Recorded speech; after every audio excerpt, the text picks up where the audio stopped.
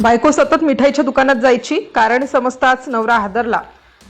अगदी रोज एकच वेळ, एकच रस्ता आणि एकच दुकान। गावातल्या लोकांनी सुरुवातीला याकडे फारसं लक्ष दिलं नाही। कुणाला वाटलं घरासाठी मिठाई घेत असेल, कुणाला वाटलं मुलींची आवड असेल, पण जेव्हा ही गोष्ट रोजची झाली तेव्हा कुजबूज सुरू झाली। शेवटी हीच गोष्ट तिच्या नवऱ्याच्या कानावर गेली आणि त्याच्या मनात एक असा प्रश्न निर्माण झाला ज्याचं उत्तर त्याला पुढे आयुष्यभर विसरता येणार नव्हतं। सुरुवातीला त्याने स्वतःला समजावलं, कदाचित माझा गैरसमज असेल असं म्हणून त्याने अनेक दिवस स्वतःच्या मनाला शांत ठेवण्याचा प्रयत्न केला, कारण प्रत्येक नातं विश्वासावर उभं असतं, पण जेव्हा एकच गोष्ट पुन्हा पुन्हा दिसू लागते तेव्हा मनात शंकेचं बी नकळत रुजायला लागतं। घरात सगळं पूर्वीसारखं दिसत होतं। 3 लहान मुली, त्यांचा गोंधळ, बांधकाम, रोजची धावपळ बाहेरून पाहिलं तर एकदम साधं सुखी कुटुंब वाटावं, पण अनेकदा घरांच्या भिंतींमागे काय सुरू असतं हे बाहेरच्या जगाला कधी दिसतच नाही।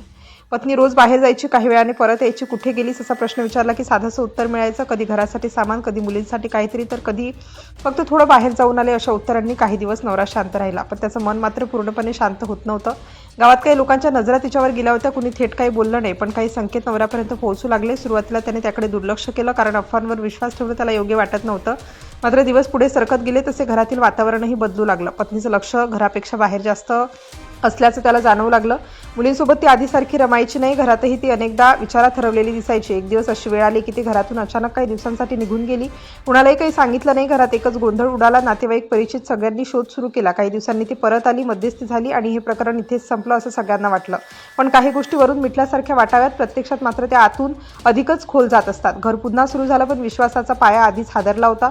नवऱ्याच्या मनात आता अनेक प्रश्न होते। पत्नीचं वागणं अजूनही बदललेलं नव्हतं। ती पुन्हा पुन्हा त्याच भागात जाऊ लागली आणि प्रत्येक वेळी ती त्या मिठाईच्या दुकानाजवळ दिसत असल्याचं काही लोकांनी सांगितलं।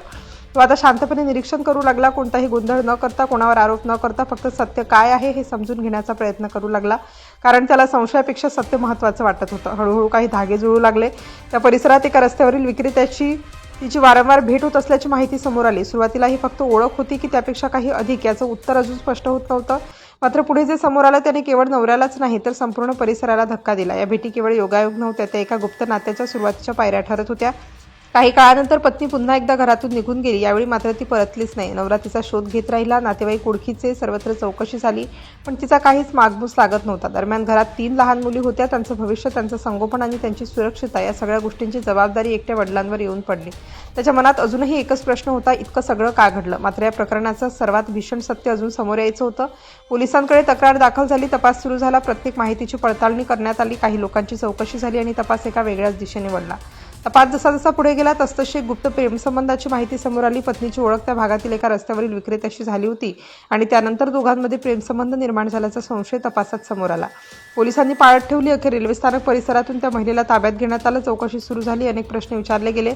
सुरुवातीला ती टाळाटाळ करत होती, पण नंतर तपासात धक्कादायक माहिती समोर आल्याचं पोलिसांनी सांगितलं। तपासानुसार प्रियकरासोबतच्या नात्यात कोणताही अडथळा राहू नये या हेतूने तिने स्वतःच्या 3 मुलींना संपवण्याचा कट रचल्याचा आरोप आहे। या घटनेत एका कुटुंबाच्या सतर्कतेमुळे 2 मुलींचे प्राण वाचले, मात्र दुर्दैवाने एका निष्पाप मुलीचा जीव गेला। पोलिसांच्या म्हणण्यानुसार चौकशी दरम्यान महिलेने प्रियकराच्या सांगण्यावरून हे पाऊल उचलल्याची कबुली दिल्याचा दावा करण्यात आला। या प्रकरणाचा पुढील तपास सुरू असून न्यायालयीन प्रक्रिया सुरू आहे।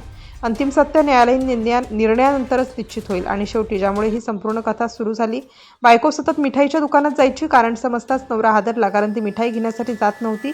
तपासात समोर आलेल्या माहितीनुसार त्या दुकानाजवळ तिची एका रस्त्यावरील विक्रेत्याशी ओळख झाली, त्या ओळखीचं रूपांतर प्रेमसंबंधात झालं आणि पुढे त्याच नात्यामुळे एका कुटुंबाचं आयुष्य उद्ध्वस्त झालं। एका निष्पाप मुलीचा जीव गेला, 2 मुली थोडक्यात बचावल्या आणि एका वडिलांचं संपूर्ण आयुष्य एका क्षणात बदलून गेलं।